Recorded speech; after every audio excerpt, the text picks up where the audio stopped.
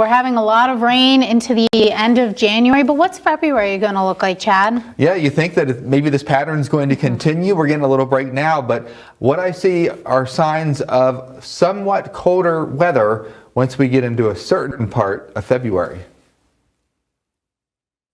And here's our January snowfall report card for the region. How much has accumulated? Well, most of it did in the last week or so. About a foot in Beckley, very close to that in Bluefield, and 7.2 inches of snow in Lewisburg. Thank you very much. The Super El Nino pattern has generated the moisture, and we got the cold air from the split polar vortex that happened about a week and a half ago.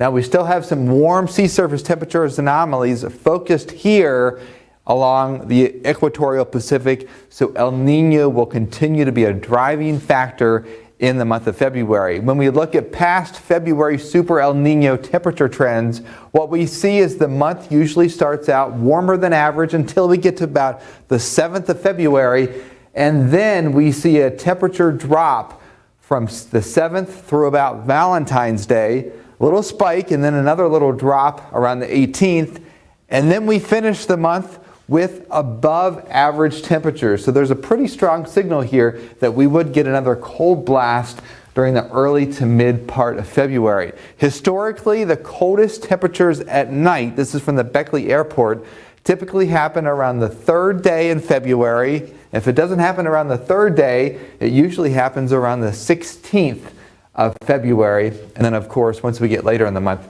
we have temperatures that warm up a bit. When we look at the top 2 analog years based on current sea surface temperature anomalies, that was the Super El Nino 98, and then in 2016, snowfall in Beckley ranged from 20 to 28 inches for the month of February. Average is 15.2 inches. In Bluefield, 13 to 17 inches accumulated. The average is only 8.8. And in Lewisburg in the Greenbrier Valley, 10 to 11 inches, the average being 8.7 inches. So in those 2 Super El Nino winters during the month of February, we did have above average snowfall. Now, here's the snowfall when we look at it from the grand scheme of things on a daily trend, going from the 1st all the way through the end of the month.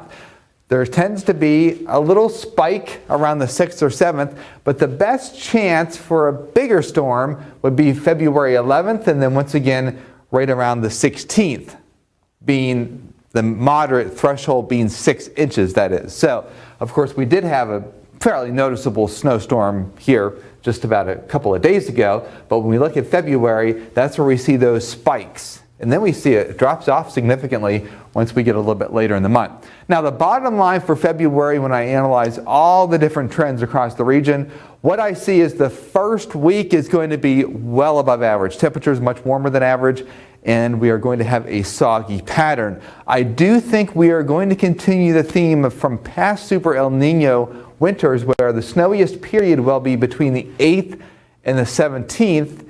And I think we'll probably be close to average for snowfall. I don't think we're going to see some of those ginormous totals like we did in 98 and 2016, but we'll have our fair share.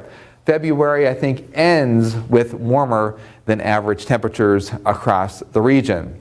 So the bottom line, folks, is that as we go through the month of February, do expect some differences in pressure that will generate some more aches and pains, and also a bit of snow once we get towards the middle part of the month. And we will, of course, have your 7-day forecast that features the chance for rain, snow, wind, and we'll have your aches and pains forecast as well with each newscast. Chief Meteorologist Chad Merrill for Newswatch.